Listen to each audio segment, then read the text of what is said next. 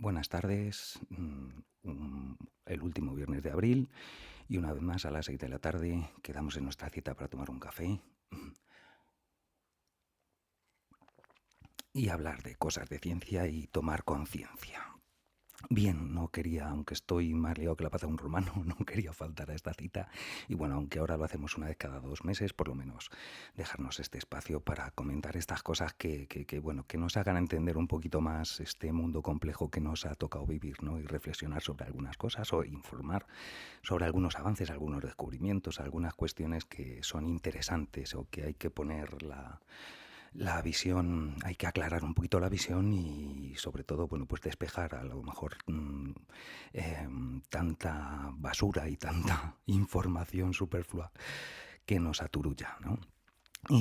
El último Café Conciencia fue el último viernes de febrero y al día siguiente Estados Unidos e Israel bombardearon Irán y todo se estalló por los aires, iba a decir, bueno, sí, saltó toda la normalidad anormal que estábamos viviendo, pues vivió una aceleración, perdón, tremenda, ¿no? En fin, que en estos 2 meses entonces han pasado muchas cosas y bueno, pues fijaos, hace 2 meses que se inició el bombardeo, ahora mismo la sensación parece ser que no hay nada y bueno, está el mundo completamente patas arriba. Está todo en un equilibrio precario que en cuanto nos descuidemos, pues eso, pues tiene esos tropezones abruptos que nos asfixian a todos y que nos asustan, como es lógico. ¿En qué momento nos encontramos ahora? Porque ya sabéis que estamos viviendo una policrisis, una crisis ambiental, una crisis geopolítica, una crisis social, en fin, no son momentos fáciles, no son momentos fáciles. ¿Y cómo resumir la situación y cómo eh, mm, dar una visión global de qué es lo que nos está ocurriendo, ¿no? Y una visión acertada? Pues bien, yo he estado pensando qué comentar y hace unos días apareció un artículo de opinión que se publicó en algunos periódicos, yo lo cogí en Público, y que está tan bien que suscribo el 100% del artículo y entonces cuando alguien hace las cosas bien, pues para qué intentar hacerlas tú si ya las han hecho bien. Yo no entiendo eso de volver a hacer Psicosis exactamente igual que lo hizo Hitchcock, ¿de acuerdo? O sea, si Hitchcock lo hizo de maravilla, pues disfrutemos de esto que hizo Hitchcock. Quería, por lo tanto, bueno, vamos a comentar, vamos a leer juntos el artículo de opinión que os comento, que da una visión muy acertada de cuál es la situación actual, ¿no? Y que es dónde estamos y hacia dónde deberíamos ir si queremos solucionar el problema en el que nos hemos metido, ¿no? Que nos hemos metido en un problema como humanidad tremendo. Y bueno, pues como os digo, sin más vamos a coger y vamos a entrar en ese artículo que podréis verlo cualquiera de vosotros, pero vamos, lo vamos a ver ahora juntos y vamos a ir comentando las particularidades que tiene. Venga, nos metemos aquí, ya estaba yo ahí en el infinito, mirad, aquí en Público. Es un artículo de opinión, como veis os tengo puestos también, bueno, unos 3 artículos más, simplemente para mencionaroslo y bueno, para animaros a leerlos, pues porque creo que son interesantes y que se han publicado en estos 2 últimos meses. Dos de ellos hace unos días y el otro hace algo más, pero son de rabiosa actualidad, por así decir, y me parece que dan un toque que a veces pasa desapercibido entre tanto ruido y tantos medios y redes sociales, etcétera, etcétera. Mirad, este artículo de opinión que se titula Al borde de un cambio profundo, pero ¿en qué dirección? Todos tenemos esa sensación de que estamos en un momento de cambio, en una era de cambio y al borde además como de un acantilado, ¿no? Ese cambio profundo da miedo, da miedo. Mirad, lo escribe Carmen Molina Cañadas, que es bióloga y coordinadora de Alianza Verde por Andalucía y se publicó, como veis, el domingo. Me parece que fue el domingo 19, ¿no? Si hoy es 24, el 19 fue el domingo, sí, creo que es cuando lo publicó. En fin, me parece muy interesante, vamos a pasar a verlo. Dice, estamos necesitando desde hace mucho un cambio de sistema para lograr economías racionales y que se acompañen de equidad, suficiencia y paz. Justo lo contrario de lo que tenemos hoy. El recorrido y comportamiento de nuestras sociedades y la economía de mercado que las tiraniza son profundamente inadecuados para alcanzar un futuro compatible con el que la mayoría disfrutemos de vidas dignas. De no cambiar ese sistema, ni siquiera tendremos vida a secas. O sea, mirad cómo empieza. Empieza fuerte, pero yo creo que los que me habéis escuchado en algún momento sabéis que estoy plenamente de acuerdo, ¿no? Estamos en un momento en el que de verdad, o sea, está en juego la vida de nuestra especie, está en serio peligro de nuestra especie como es actualmente. ¿Vale? No significa que no vaya a haber ninguno de los 8.000 millones de seres humanos ni ninguna poblaciones, pero en un sistema social complejo como el que tenemos, evidentemente es el que estamos poniendo muy, muy, muy en peligro, pero para dentro de muy poquito tiempo. De hecho, ya estamos ahora mismo en una situación muy peligrosa, ¿no? Dice, ya estamos padeciendo un colapso ecológico, social y económico. Esto es una idea interesante. Ya estamos padeciéndolo. Hay mucha gente que pregunta, mucha gente que habla, muchos que están incluso denostando a gente como Turiel, que lleva 12, 13 años hablándonos del fin de los combustibles fósiles, en fin, y hay gente que no ve que tiene razón cuando, bueno, pues la evidencia cada vez es más abrumadora, ¿no? Estamos ya padeciendo ese colapso, pero ese colapso no es un terremoto que ocurre un día, no es un volcán que erupciona. Sí, el volcán erupciona y genera un colapso local. El terremoto que tiembla la tierra y genera un colapso local, ¿no? Un apagón que dure 3, 4 días, una semana, pues generaría un colapso también local tremendo, ¿no? Pero en realidad el colapso al que vamos y en el que nos estamos dirigiendo, en el que estamos profundizando cada vez más, es un colapso más global y con episodios puntuales y locales, pero globalmente vamos siempre en una dirección hacia la destrucción de nuestro modelo social como tal. Dice, es idea común que de las crisis surgen grandes oportunidades.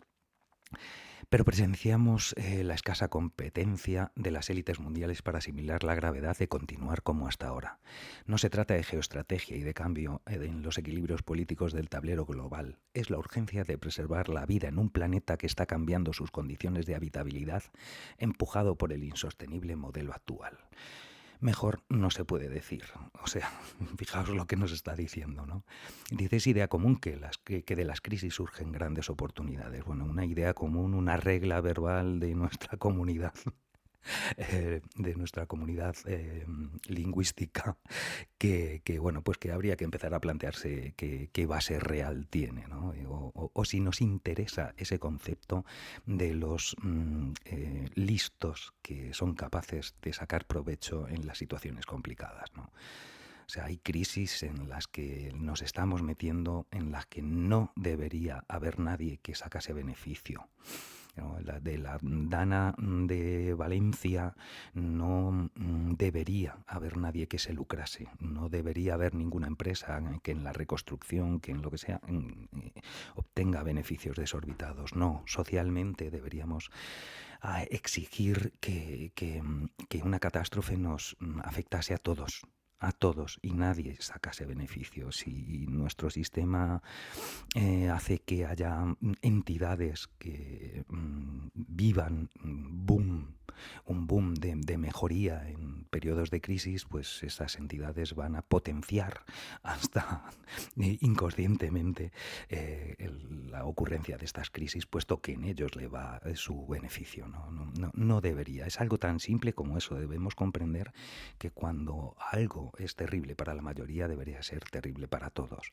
No debería ser así. No sé, habrá otros que me llamen bolchevique o lo que sea, pero yo creo que no, que ante una situación de crisis como fue la Dana, como puede ser unas inundaciones, como puede ser, ya os digo, un terremoto, un apagón, lo que sea, las empresas deberían trabajar a coste cero. O sea, debería ser como poco eso. O sea, que no sacasen beneficio, no. Y ya no queremos imaginar nuestro modelo neoliberal plus, en el que no solamente eso, sino que encima, como ahora hay demanda, pues te multiplico los precios por 50, ¿no? O sea, yo tengo un taxi y como la gente necesita ahora desplazarse y ha habido un problema gordo y no hay posibilidad de desplazamiento, pues yo que puedo desplazar, pues cobro mis servicios a precio de oro. No tiene sentido. Ese es el modelo Uber que sabemos que está funcionando, ¿no? Que funciona muy bien hasta que de repente se quedan con todo el mercado y entonces ya pongo yo los precios que me dé la gana y ante situaciones de crisis, pues claro, la alta demanda que dicen, pues multiplica el precio de manera exorbitada. No debería haber nadie, no nos va, es que, a ver, es la propia supervivencia de la comunidad la que está en juego, ¿no? No debería, una catástrofe debería afectarnos a todos y deberíamos, porque eso nos hará a todos que trabajemos para evitar las catástrofes, esa es la idea. Pero dice, es la urgencia de preservar la vida en un planeta. O sea, fijaos cuál es la complejidad que está. Estamos hablando de preservar la vida en un planeta, la vida tal y como la conocemos. Vida seguirá habiendo, pero muchísimo más simple de la que tenemos ahora mismo.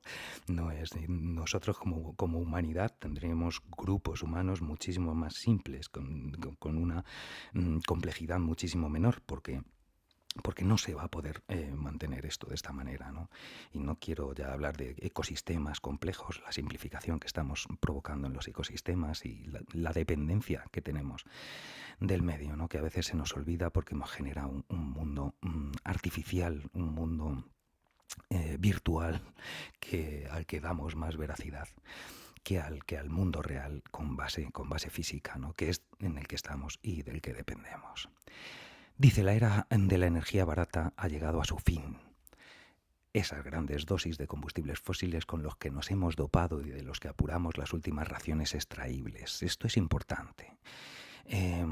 Queda bien, o sea, y estoy de acuerdo con lo que dice, pero esto a veces algunos lo pueden llegar a criticar, ¿no? No es que no haya, no es que se acabe el petróleo, se acaba el poder extraer petróleo de calidad a la velocidad que necesitamos para mantener el sistema con el metabolismo energético de nuestras sociedades pues en continuo crecimiento. Eso se ha acabado, no podemos seguir igual. Eso no significa que dentro de 200 años no se pueda seguir extrayendo petróleo.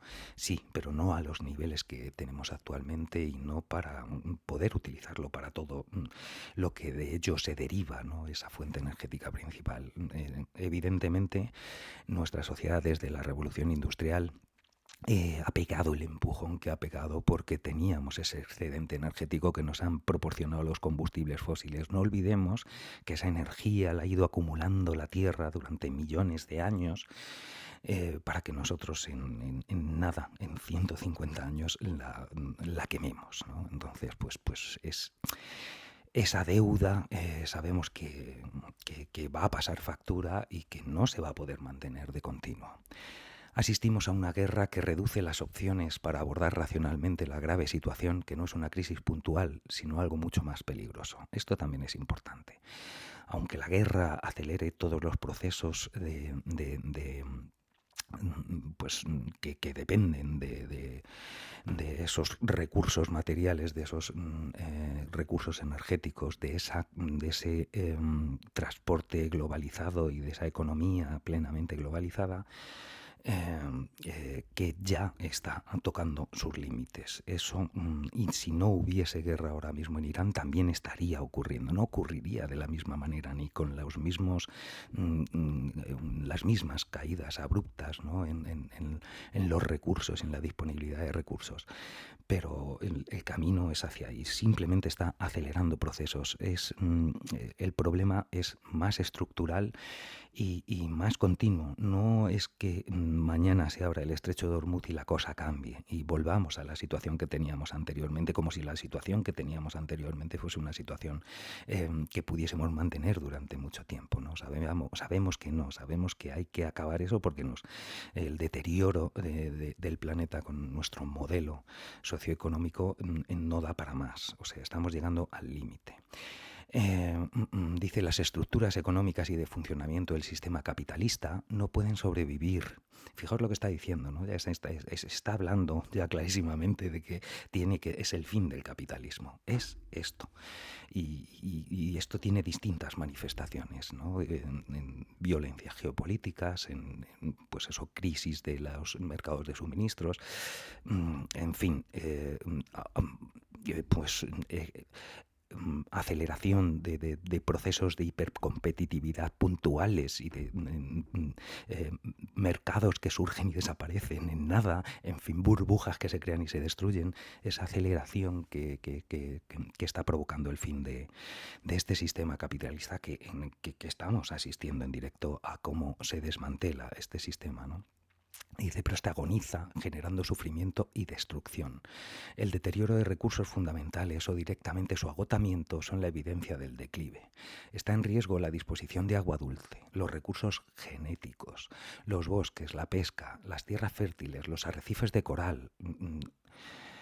Es la realidad. De todo esto hemos hablado. Hemos hablado de que los arrecifes de coral es uno de los límites planetarios que sabemos que estamos atravesando, ¿no? Es uno de los tipping points, no de los límites planetarios, perdonadme, de los tipping points, que sabemos de esos puntos de inflexión que ya se han pasado. La pérdida de los arrecifes de coral, de la inmensa mayoría de los arrecifes de coral, es un proceso que ya se ha iniciado y que no tiene marcha atrás. Se está acabando con ello. Y sabemos que, bueno, pues que gran parte de la vida en los mares depende directa o indirectamente de ese ecosistema que generan los arrecifes de coral, ¿no?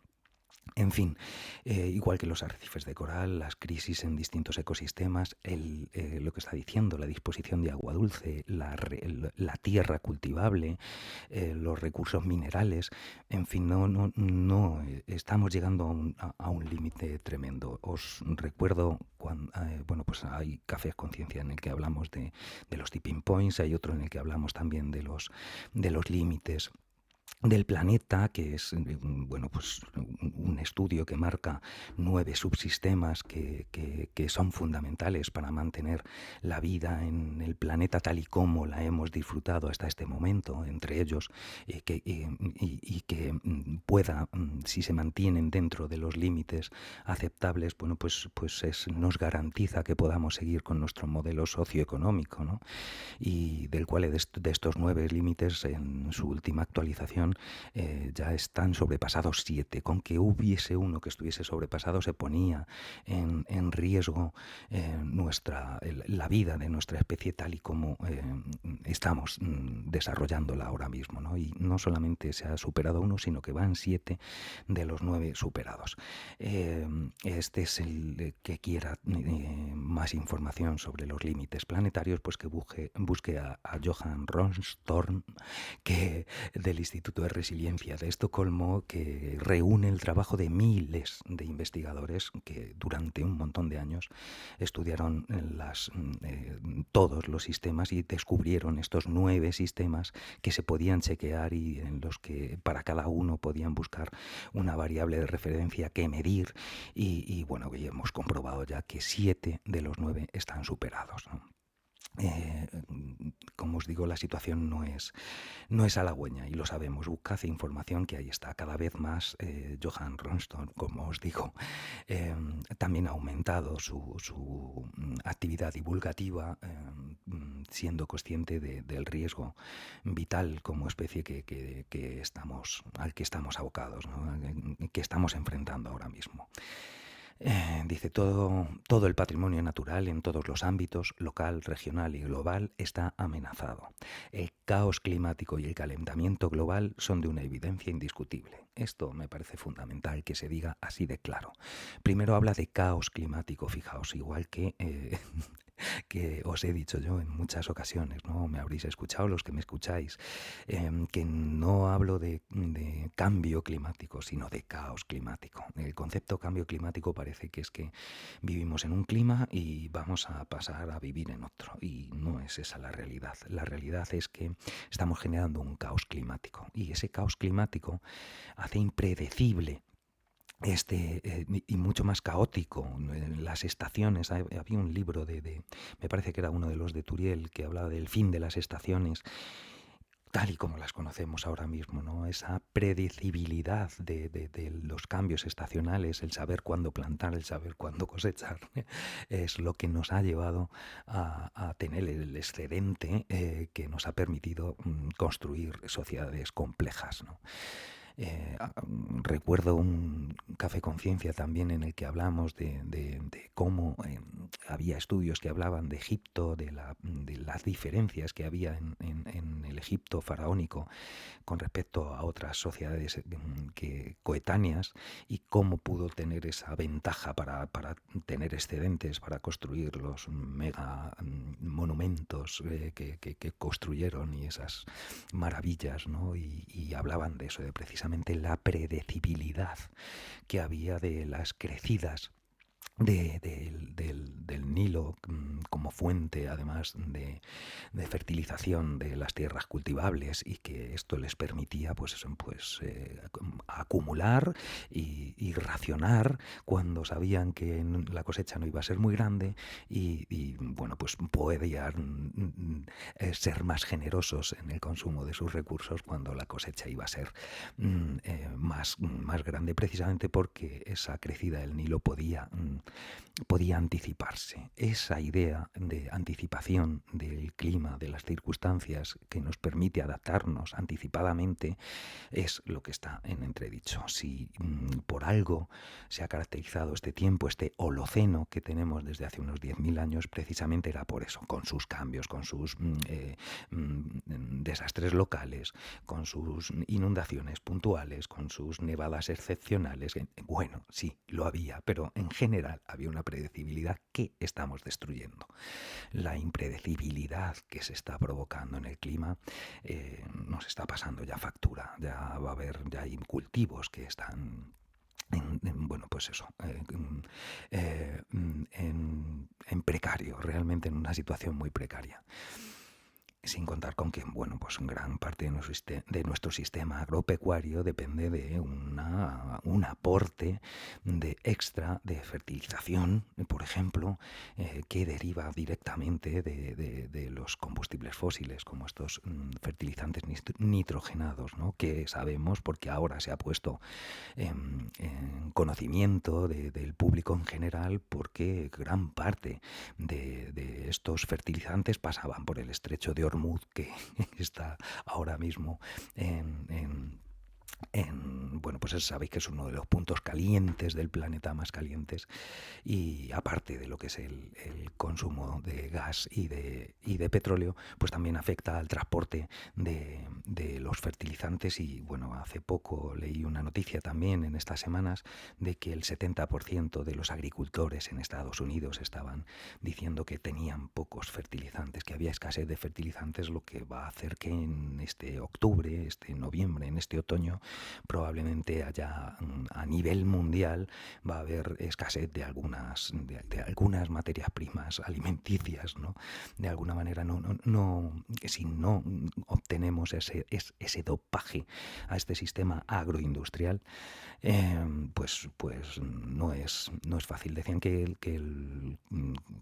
de esos fertilizantes dependía el alimento para 4.000 millones, para la mitad de la humanidad, ¿no? Bueno, pues veremos a ver si somos. Fijaos, hace tiempo que se está hablando de soberanía alimentaria, de buscar otros modos de cultivo que no dependiesen de esos insumos extras, ¿no? Y que se basasen más en, pues como todo el concepto de permacultura y esto, en regenerar el suelo, porque estamos perdiendo mucho suelo productivo. En fin, la situación agropecuaria no es halagüeña tampoco, pero ahora mismo, en la situación en la que estamos, tenemos una dependencia tan grande de los combustibles fósiles que podríamos decir perfectamente, si 4.000 millones de habitantes la alimentación de 4.000 millones de habitantes depende directamente de esos fertilizantes que se derivan de los combustibles fósiles, podríamos estar diciendo sin peligro a equivocarnos que realmente estamos comiendo petróleo. O sea, no somos conscientes de lo que el petróleo realmente está en la base de todo nuestro sistema actual, ¿no? Dice, las prácticas agroindustriales nos advierten de la pérdida de gran parte de las tierras fértiles más productivas. El mar absorbe el 90% del calor que se acumula en la atmósfera a causa de las emisiones de gases con efecto invernadero.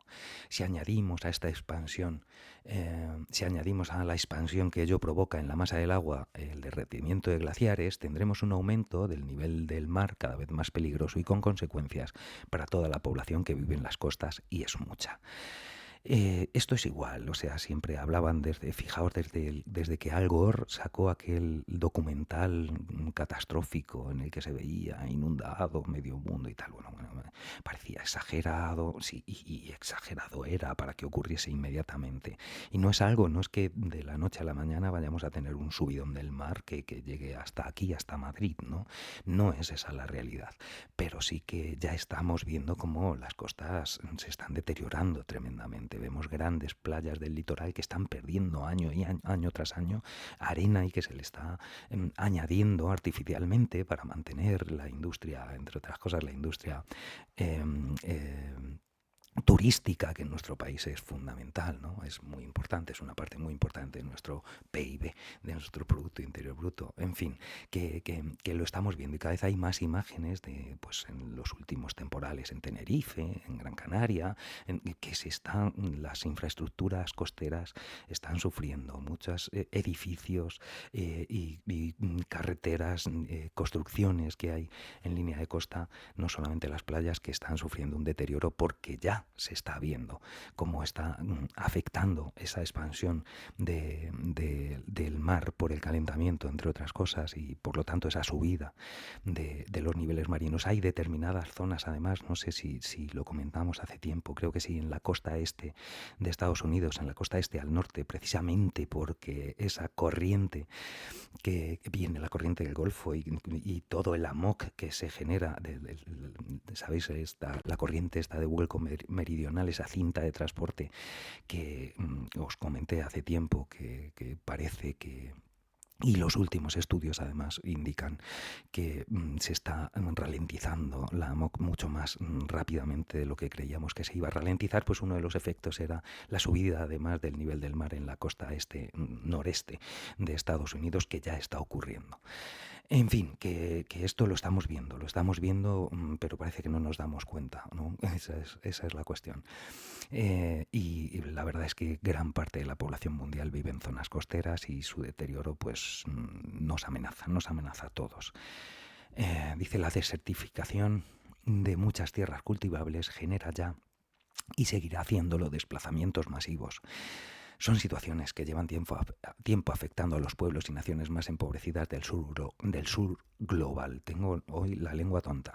Y sabemos que no hay muro de contención capaz de contener el deterioro y los movimientos masivos de personas por la destrucción de sus tierras y sus medios de vida. Esto es una de las evidencias claras del momento crítico que estamos viviendo ahora mismo. Se está aumentando, los flujos migratorios están aumentando y van a aumentar mucho más. Ya, como está diciendo, dice la desertificación, y seguirá haciéndolo, desplazamientos masivos, estará provocando desplazamientos masivos, ya los está provocando, pero en los próximos años, en los próximos 5 o 10 años, será mucho mayor la situación. El caos climático irá acentuándose y las migraciones van a acompañar, grandes migraciones van a acompañar este caos climático. No es baladí, no es extraño que los movimientos de extrema derecha aquí y en todo el mundo estén fijándose en el inmigrante como principal diana sobre la que actuar, ¿no? Y a la que atacar, porque saben además que en los próximos años pues se van a generar tensiones por esos movimientos humanos, movimientos, desplazamientos, migraciones que son inherentes a nuestra propia especie. Recordemos que somos todos africanos, aclaraos, ¿no? Nosotros somos africanos que nos hemos ido aclarando, pero todos venimos de una población africana, y que al fin y al cabo el ser humano no ha hecho nada más que desplazarse toda la vida, e ir conquistando nuevos territorios, ir adaptándose a nuevos entornos y no ha parado de realizar migraciones y gran parte incluso de nuestro progreso social ha dependido además de esa comunicación entre distintos grupos humanos con esos movimientos de poblaciones. En fin, que intentar luchar contra esto porque ahora suponemos que lo que vamos a hacer es entonces es destinar un montón de recursos a levantar muros, a generar a utilizar recursos defensivos contra nuestros propios congéneres que necesitan cambiar porque se está destrozando su entorno y el lugar en el que ellos desarrollaban su vida va a ser inhabitable. Sabemos que en las situaciones que tenemos, en la ola de calor que va a ir viniendo, por cierto, otro dato, todo indica, y hoy no lo comentaremos, simplemente dejaré este apunte, todo indica que este año va a empezar bueno, sabemos que vamos camino de un proceso, un periodo del Niño, sabéis esto de el Niño y la Niña en el Pacífico ecuatorial, que afecta al clima mundial, y el Niño son los periodos de calentamiento, la Niña los periodos de enfriamiento, y de vez en cuando el Niño, que debería ocurrir cada 6-7 años aproximadamente, pues hace 3 que lo tuvimos y ahora ya tenemos otro, y todo parece estar indicando, el último estudio hablaba ya de un 51% de probabilidad de que sea un super niño, con lo cual tendremos un empujón de calor importante. No sé si empezará ya este verano, probablemente no, porque el niño en verano estará en un momento muy incipiente, pero para el siguiente probablemente tendremos unos subidones grandes, aunque hay muchos científicos que están hablando que este año no sería extraño que en verano alcanzásemos el 1.7 de calentamiento, un grado 1.7, como digo, sobre los niveles preindustriales. Sabéis que el famoso 1.5 al que nos habíamos comprometido no sobrepasar, pues está ya, aunque se tiene que medir en los últimos 10 o 20 años, que hay algunos que lo calculan con respecto a los últimos 20 años, sabemos que ya no va a haber bajada que pueda equilibrar el subidón que hemos tenido en los últimos años. Y parece que no sabemos si este año o el siguiente, pero viene un super niño y probablemente tengamos un nuevo empujón cada vez arriba. En el último cambio climático que hubo y que estaba documentado, parece ser que en ese calentamiento no se hacía de manera continua, sino que se hacía con empujones siguiendo al niño. Y uno de esos empujones parece que está en curso ya, ahora mismo. No, simplemente lo apunto. Ya hablaremos en algún momento si es interesante y si hay cosas que podamos aprender. Como dice, son situaciones, dice la desactividad, son situaciones que llevan mucho tiempo afectando a los pueblos y naciones más empobrecidas del sur global, y sabemos que no hay muro de contención capaz de contener el deterioro y los movimientos masivos de personas por la destrucción de sus tierras y medios de vida.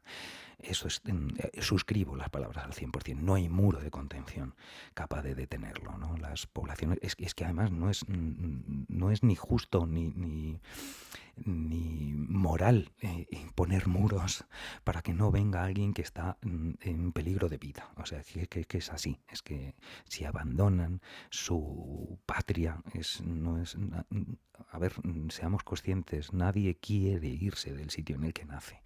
Si se va es porque no está a gusto, porque algo le pasa. Entonces esos movimientos cuando son masivos, además es que la problemática es tremenda y lo vamos a tener y va a aumentar muchísimo. Entonces cuidado porque vamos a empezar a recibir mucha información y mucha propaganda para enfrentarnos unos a otros por esas tensiones que se van a generar por esos movimientos migratorios. Seguimos. El transporte a larga distancia, el sistema agroalimentario global, los sistemas urbanos y suburbanos actuales, así como muchos productos de nuestro modo de vida, coches, plásticos, productos químicos, pesticidas, se sostienen asumiendo sin cuestionamiento un creciente suministro de energía barata y materiales. Los conflictos bélicos sangrientos y genocidios son la consecuencia de problemas geopolíticos que tienen que ver con la disponibilidad decreciente de combustibles, agua dulce, suelo fértil o minerales esenciales para mantener la industria industria tecnológica y agroindustrial en marcha. Esta es la verdadera razón de este caos geopolítico que estamos viviendo ahora mismo, de por qué personajes como Trump pues hacen lo que están haciendo, ¿no? Porque no nos olvidemos, es muy naif, de verdad, a mí me parece que es muy ingenuo cuando hablamos, no, es que está loco, es que no es Trump solamente, es que Trump está ahí porque está la oligarquía mundial detrás. Es que si no, no es así. Es que no hay más que ver quiénes estuvieron en la ceremonia de inauguración del gobierno de Trump, ¿no? Allí que o sea, si cogeas el patrimonio de los que habían acudido a esa fiesta, pues tendríamos el 50% del PIB mundial ahí en medio, dominado por la gente que cabía en la sala en la que estaban celebrándolo. Esa es la gente que está moviendo y que están detrás de Trump. No, Trump es quien es porque tiene a los que tiene detrás. Si no, no sería nadie. Si no, sería un payaso más y así lo será. Y en cuanto quisiera hacer otras cosas que no les interesase a la gran oligarquía, pues Trump desaparecería. Y cuando digo Trump, digo cualquier otro personaje que podamos imaginarnos a estos niveles, ¿no? Ayuso, aquí en Madrid, pues igual, Ayuso no es Ayuso es lo que tiene el poder detrás, que la pone ahí en su cara y hace lo que le dicen y ahí va y suelta sus cosas y la tenemos y nos fijamos en ella, pero realmente hay un poder en la sombra que está detrás y que está apoyando. No seamos ingenuos y no pensemos que esto es la idea de un loco. No, esto es un proceso que se está viendo, que saben perfectamente que la misma información que accedemos nosotros, a la que accede esta mujer cuando nos cuenta esto, y que podemos acceder cualquiera hoy con un poquito que busquemos en Internet, la tienen ellos de primera mano y saben dónde estamos. Y sabemos que hay una disponibilidad decreciente de combustibles, de agua dulce, de suelo fértil y de minerales esenciales para mantener la industria tecnológica y agroindustrial actual. Eso es lo que nos está diciendo. La economía financiera no se sustenta en recursos reales, sino en deudas gigantescas a futuro y en un sistema fiduciario que nos quiere hacer creer que el permanente crecimiento ficticio superará la carencia real de todo lo necesario para el sostenimiento de la vida. Una falacia peligrosa que hay que tumbar ya. Importante esto que nos está diciendo. El mundo financiero, el poder que le hemos dado al dinero y el poder que tiene el sistema financiero en nuestro modelo socioeconómico, hace tiempo que se separó del mundo real. Esto es a lo que quería referirme antes cuando os dije de que hemos creado mundos virtuales. El primer mundo virtual, mucho antes de Internet, se creó el mundo virtual financiero. Y se creó, fijaos, en 1971, cuando Richard Nixon, presidente de Estados Unidos, el del Watergate, acabó con el patrón oro. Antes, el dinero que prestaban los bancos tenía que tener un respaldo en oro que tenían los bancos centrales. El famoso oro de Moscú era el oro que había en el Banco de España, ¿no? Antes tenías que tener el respaldo del oro para apoyar tu moneda. Y ahí, en el 71, Richard Nixon, y lo podéis buscar, cuando se acabó con el patrón oro, poned en Google y os aparecerá fácilmente, ¿de acuerdo? Fue Nixon quien hizo ese cambio, que era un cambio coyuntural para un momento concreto, en 1971, me parece recordar que fue. Y sin embargo se ha quedado y ese cambiar, ese que no haya un patrón oro, sino que al final hago yo así, taca, taca, taca, y genero dinero, que es lo que hacen los bancos hoy día. Eso se hizo a partir de ese momento. Hasta ese momento no había. Y eso nos dio un empujón precisamente porque se virtualizó el dinero. Perdió la conexión con el mundo físico. Y nos creemos que sigue siendo lo mismo, pero no es lo mismo. Hemos creado una economía virtual precisamente al abandonar el patrón oro. Eso es uno de los problemas a los que nos estamos enfrentando hoy, ¿no? Y ese mundo financiero además está hoy muy en tela de juicio porque depende al final tiene que tener un respaldo físico, y ese salto que hay entre el mundo en que hemos creado a nivel económico sin tener un respaldo físico y la realidad física, pues ese salto es muy grande hoy día y y nos va a costar aterrizar y que aterrice ese mundo financiero para volver a ser lo que debería ser el dinero. El dinero debería ser algo que facilite transacciones entre individuos para facilitar precisamente el que haya diversidad de materiales, el que podamos intercambiar productos con un símbolo intermediario que es el dinero que nos permita pues comparar cuestiones muy distintas, como gallinas con trigo, y no tengamos que intercambiarlos directamente, si no podamos tener este sustituto que era el dinero, ¿no? Pero cuando se pervirtió y se le separó además de este patrón oro, el salto que hemos dado en financiarizar nuestra economía es tremendo. Y ese financiamiento de la economía, además, daos cuenta que depende de una deuda, y esa deuda al final lo que empuja es a que haya un crecimiento, porque yo te dejo dinero a ti y te voy a cobrar ese dinero más unos intereses, y esos intereses van a tener que hacer que tú hagas crecer la economía para generar eso cuando antes no había, ¿no? Ese crecimiento permanente es el que está en tela de juicio en nuestro sistema, y es el que sabemos que no se puede mantener por más tiempo. Por eso dice que es una falacia peligrosa que hay que tumbar ya, ese permanente crecimiento ficticio, porque no hay un crecimiento real permanente. Dice, nada es necesariamente evitable si actuamos a favor de profundas transformaciones que limiten las consecuencias más siniestras de este capitalismo tardío y descarnado que ve llegar su fin. La capacidad de carga del planeta, sobrepasada por la demografía humana y de las especies ganaderas que nos acompañan, este es otro punto interesante. Fijaos, buscad información, poned proporción de animales salvajes respecto a domésticos, o cualquier cosa por el estilo. Veréis que ahora mismo es que hemos llegado a unos límites impensables. O sea, el 90% de los animales del planeta, el 90% son seres humanos y animales domésticos. Por cada animal salvaje hay 10 animales. 10 animales domésticos y humanos. O sea, y es que somos dependientes. Es que es un empobrecimiento del ecosistema brutal. Un empobrecimiento que además en momentos de cambio, en momentos de incertidumbre, sabemos que las poblaciones diversas son las más resilientes. Esa pérdida de diversidad nos hace ser mucho más vulnerables. Estamos en un momento muy crítico, como os digo. Por ejemplo, me pareció ver que el 70% de las aves son gallinas. Gallinas. O sea, a ese nivel estamos llegando. En cuanto a mamíferos es más escandaloso. El 96% son seres humanos y animales domésticos, de mamíferos del planeta.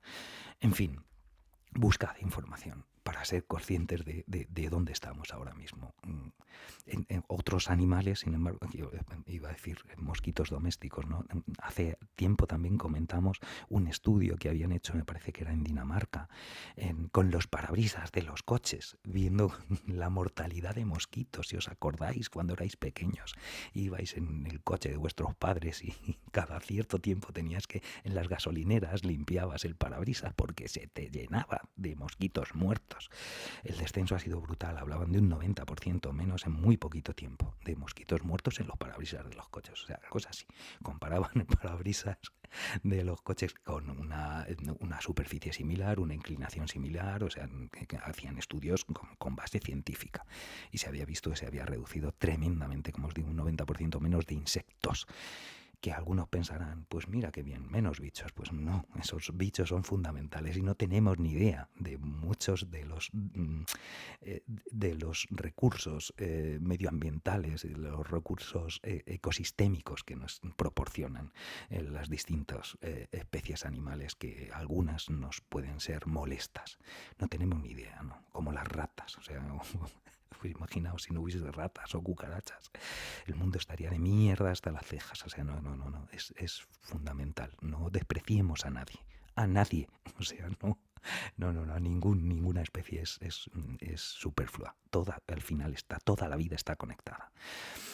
Eh, dice, el abuso de los recursos globales son límites que ya hemos sobrepasado. O sea, que dice, la capacidad de carga del planeta y el abuso de los recursos globales son límites que ya hemos sobrepasado. Ya los hemos sobrepasado. Ya es muy difícil dar marcha atrás. Dice, y no va a haber solución justa ni pacífica posible con las tendencias actuales. Importante lo que nos está diciendo aquí esta compañera. Dice, los escenarios socioambientales son imprescindibles y muy preocupantes.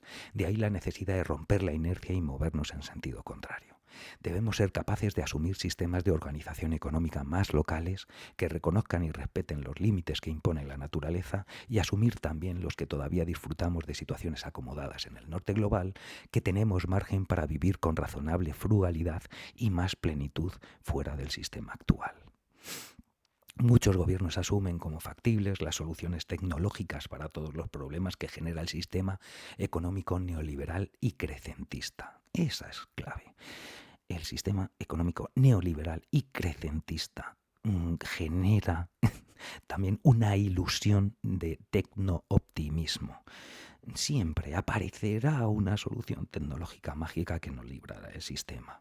Dice aquí nuestra compañera, es insensato y nos pone en la peor de las situaciones. El modelo económico neoliberal globalizado solo es viable para la mayoría más rica que acumula la mayor parte de la riqueza mundial y ni siquiera la tecnología será capaz de resguardar a esa minoría por mucho tiempo.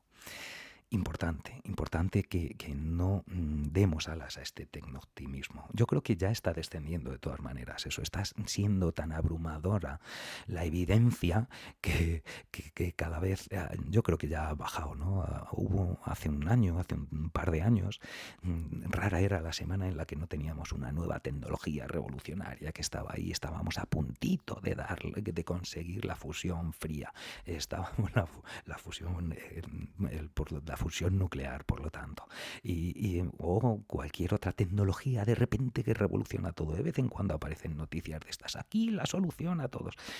No, no es tan simple, no es tan simple. Y aunque algunas cosas puedan funcionar a una escala concreta, el problema es escalarlo para que sea masivo y para que la inmensa mayoría de la población pueda acceder a ello.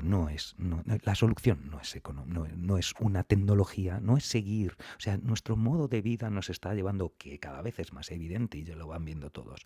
Sí, vamos al desastre. Si seguimos así, se acaba. Que sabemos que no se puede extraer más, que no se puede quemar más, pero sabemos que vamos a llegar, algo ocurrirá, alguna tecnología habrá que nos haga seguir con el sistema que llevamos. No, si es que es el sistema en sí lo que hay que cambiar. Esa es la idea.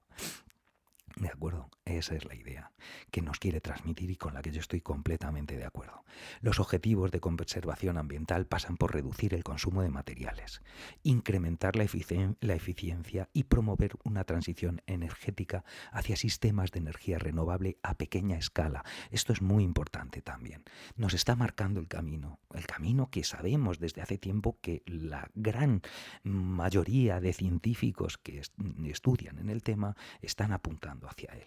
Pasa por reducir el consumo de materiales. Hay que reducir nuestro metabolismo energético de nuestras sociedades y eso pasa imperiosamente por una simplificación muy grande de nuestros procesos sociales. Dice, incrementar la eficiencia. Sí, eso lo hacemos y lo hacemos hasta el límite que podemos, pero siempre hay unos límites. Hay que reducir el consumo.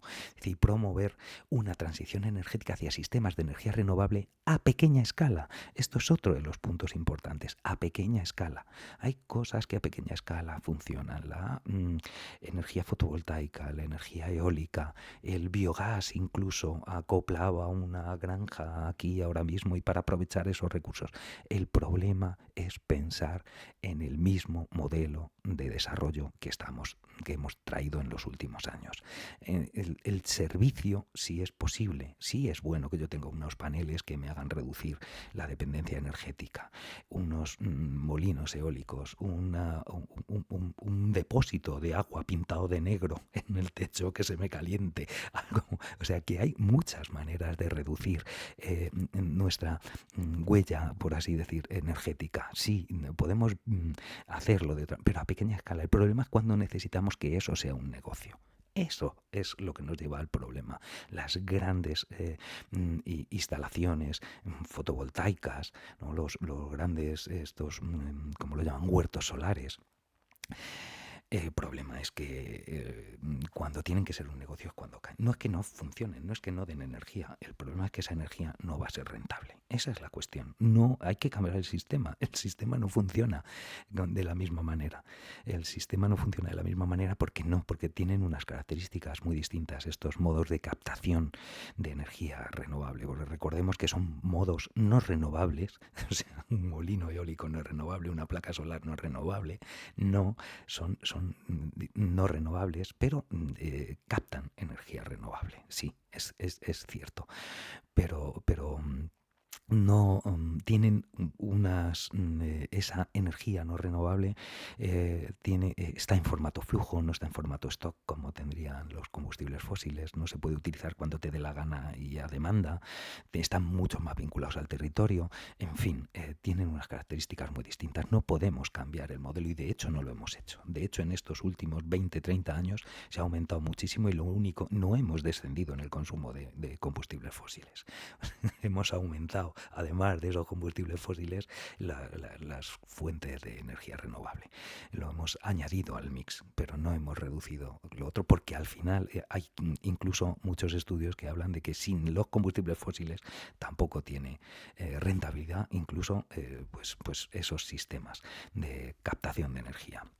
Como os digo, tienen sentido a nivel doméstico, a pequeña escala, de autoconsumo, de poblaciones locales y pequeñas, de comunidades pequeñas, pero un negocio con el mismo marco que hemos tenido hasta ahora de los negocios energéticos de acumulación y control por un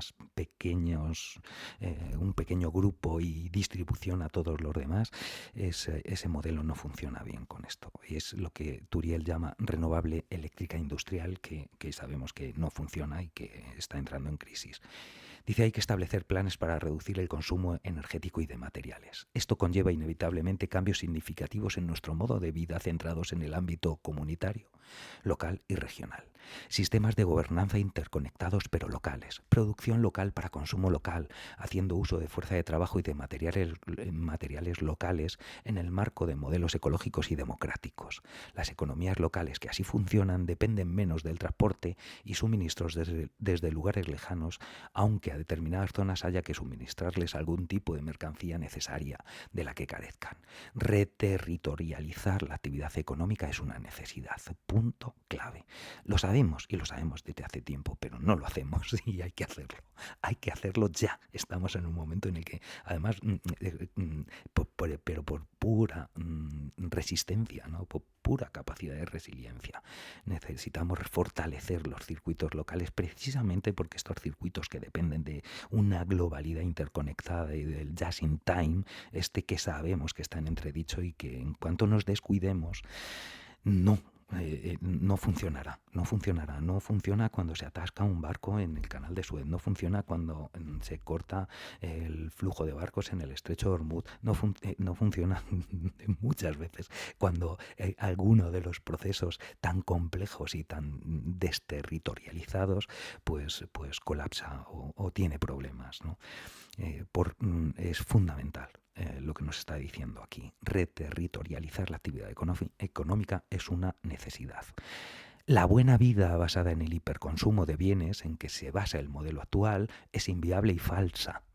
Muy importante. Sin embargo, si somos capaces de iniciar la estrategia de usar menos recursos, de acumular menos y de estándares de vida más modestos, con toda probabilidad obtendremos mayor sensación de plenitud personal, menos estrés, más tiempo para dedicar a la familia, a los amigos, a la naturaleza, al ocio. Es decir, menos será más.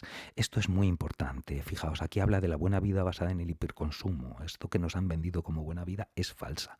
De hecho, por ejemplo, otro de los grandes comunicadores desde el mundo de la ciencia, que es Fernando Valladares, hace mucho tiempo que habla de promover el decrecimiento, que es a ver, un decrecimiento de recursos lo vamos a tener. El decrecimiento es precisamente organizarnos para que socialmente ese decrecimiento se haga de manera justa y no nos perjudique en calidad de vida realmente de lo que es calidad de vida y lo que es importante, ¿no?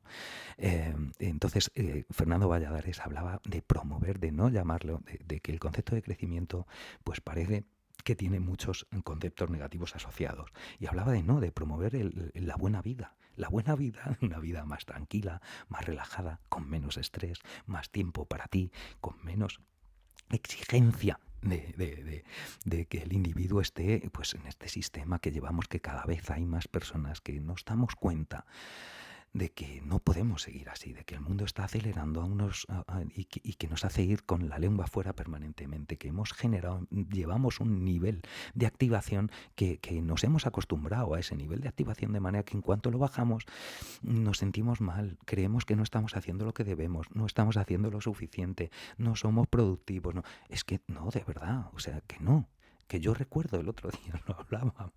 O sea, es que no, es que yo recuerdo que todos tenemos el recuerdo de pequeño de aburrirnos en algún momento. Ahora no.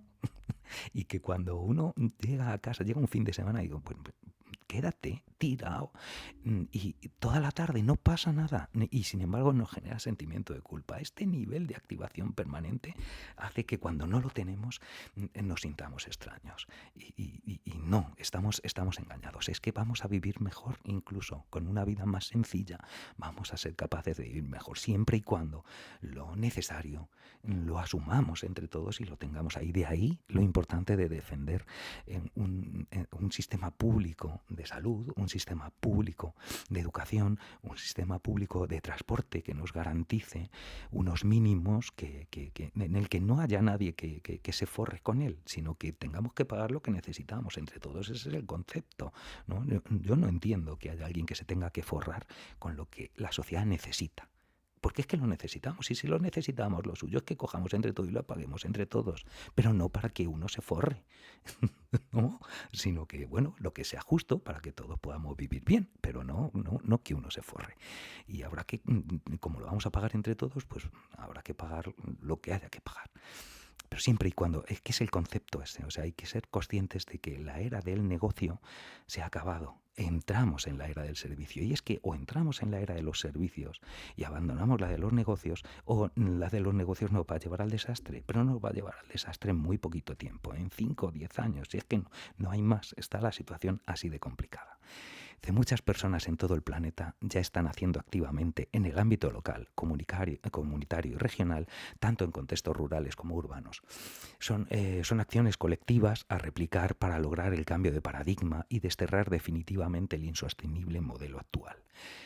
Y acaba diciendo, en España tenemos una cita con esta iniciativa, porque aquí conecta con esta iniciativa, que son una serie de charlas que llevan haciendo. Se han juntado más de 40 entre científicos, algunos divulgadores y activistas, para intentar concienciarnos. Están haciendo una gira por toda España, una gira no, sino que en muchos sitios de toda España han creado una presentación común y la están, por cierto, ya empezaron hace una semana y algo, y hay todavía algunas charlas programadas hasta el 15 de mayo, me parece.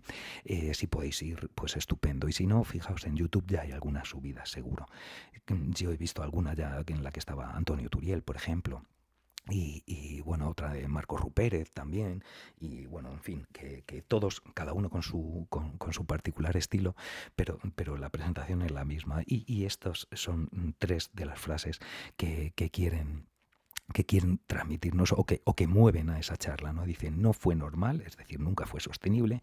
Durante décadas vivimos sobre una energía abundante y unos recursos que parecían infinitos, pero esa base ya no existe, es decir, no es normal en la historia de la humanidad. Ese chute de energía que nos han dado los combustibles fósiles es una anomalía. En los 300.000 años de Homo sapiens son 150 años. O sea, que imaginaos lo que eso es. Y el salto que ha pegado, ¿no?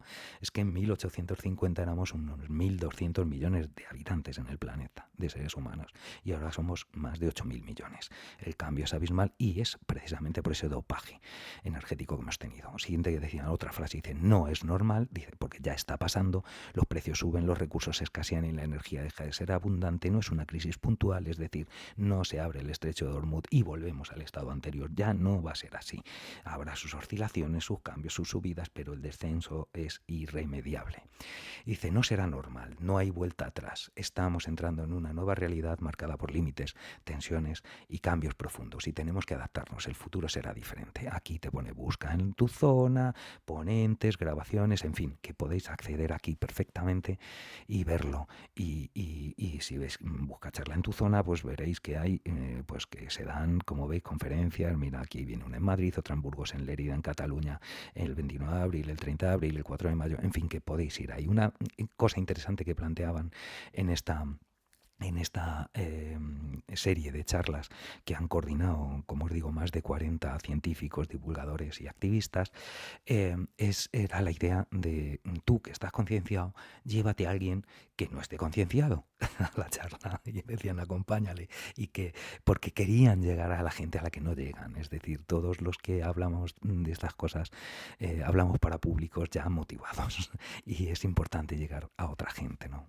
Era una idea muy interesante. Bueno, creo que el que podéis mirar y buscar esta serie de charlas de No es normal, ¿vale? Que se llamaba así, ¿no?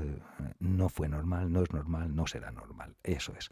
Buscad estas si queréis e informaos bien de cuál es la situación que estamos atravesando ahora mismo. En la presentación utilizan muchos datos que ya hemos hablado de ellos en algunas ocasiones, ¿no? Datos científicos y datos en los que, como aquí está comentándonos, ¿cómo se llamaba esta mujer? Está comentándonos Carmen Molina Cañadas, pues la situación, o sea, hay demasiada evidencia ya en la ciencia como para negar el caos climático que tenemos y para negar el declive ambiental que estamos padeciendo en el planeta, ¿no? Esa es la cuestión. Bueno, aparte de esto quería daros, ya nos hemos tirado una hora, soy un rollero, quería comentaros estos otros artículos, solamente os voy a dar el título para que, bueno, pues tengáis la reseña y si queréis verlo, pues estupendo, que nos dan otros toques, ¿no? Fijaos, este es por lo menos algo que va en la buena dirección. Esta es una noticia que se publicó en el diario, como veis, el 20 de abril, y dice 53 países unen fuerzas para abandonar los combustibles fósiles en plena crisis por la guerra de Irán. Colombia y la presidencia brasileña de la COP30 se alían para potenciar la primera conferencia para la transición más allá de los combustibles fósiles que se celebra en la ciudad caribeña de Santa Marta. Bueno, pues es interesante tener idea de que ya, o sea, por mucho que nos digan o que parezca que no, pues fíjate, estamos hablando de 53 países entre los que estamos también nosotros, está promovido por Colombia y Países Bajos, en fin, que sí se están moviendo y que no están negando la realidad, ¿no? Pero la solución es compleja a nivel global, es evidente, pero mirad, esto va por lo menos en la buena línea. Otra cosa, por lo menos para darnos un subidón de que hay algunas cosas que estamos haciendo nosotros, en particular los españoles, bien. Mirad qué artículo ha salido en The Conversation, que está basado en un artículo que se ha publicado en Nature, ¿no?